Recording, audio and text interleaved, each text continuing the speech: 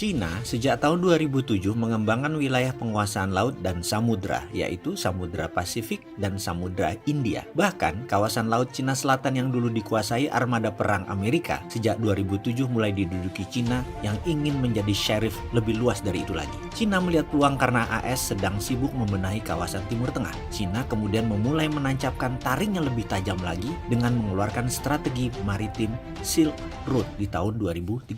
Strategi penguasaan maritim Silk Road ini mengharuskan Cina menguasai geopolitik luar negeri negara kawasan, yaitu penguasaan Selat Malaka antara Malaysia dan Indonesia. Melihat perkembangan dan bahaya serta ambisi hegemoni Cina, AS sejak tahun 2011 memindahkan wilayah kepentingan utama dari Timur Tengah ke Asia Pasifik dengan teori rebalancing. Presiden Barack Obama untuk menahan lajunya Cina kala itu di Jepang mengatakan AS juga membutuhkan mitra strategik di wilayah Indo-Pasifik. Saat ini, Pompeo, State Secretary atau Menteri Luar Negeri Amerika, dan John Bolton dari NSC, National Security Council, mengambil alih permainan di Indo-Pasifik sebagai pengendali operasi di era Trump dan mulailah bermain api dengan keras. Kita semua tahu sejak 2010 mulailah terjadi Cold War antara Amerika versus Cina. Amerika merubah strategi kawasan pertahanan dari Pacific Command menjadi Indo-Pasifik dan mengeluarkan kebijakan mirip obor namanya Higher Road di zaman Trump saat ini. Puncaknya, Trump sejak 2017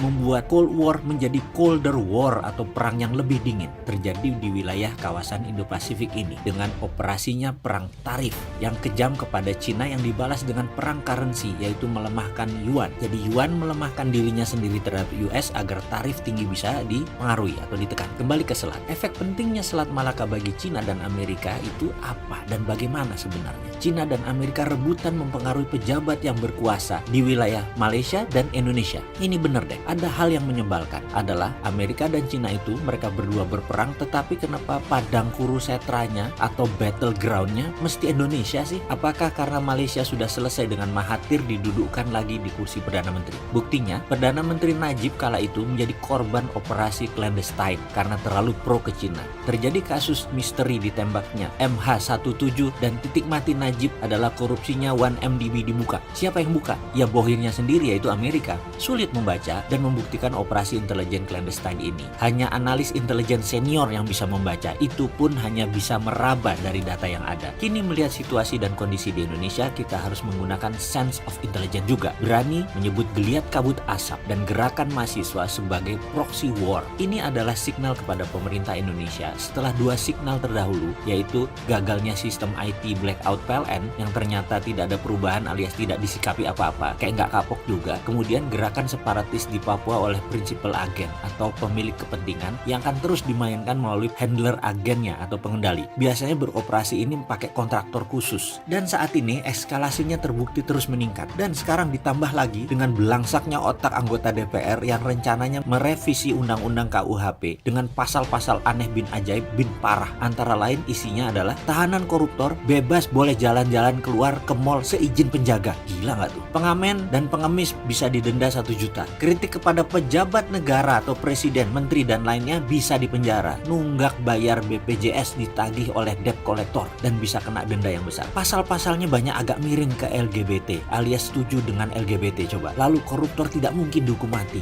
Itu pasal-pasal apa di undang-undang KUHP baru ini? Saya sampai males bacanya dan semua ini melengkapi lemahnya bernegara-negara Indonesia saat ini. Jujur, coba merenung sekali lagi, kenapa goncangan itu terus terjadi? Segitu lemahnya kita bernegara? Apakah karena politik di Indonesia hanya melihat internal? Jadi kebakaran hutan dianggap karena El Nino, Papua bergerak demo biasa, Malaysia bergerak karena murni melawan kegeblekan DPR, atau seperti yang kita ketahui bahwa demo itu terjadi dan dikatakan sukses kalau pendemonya tidak tahu apa misi asli demo tersebut. Seperti saat ini bukan? Yang demo tidak tahu misi aslinya, demo itu untuk apa dilakukan. Jadi sekali lagi wahai pejabat negara, jangan naif-naif lah mengelola negara.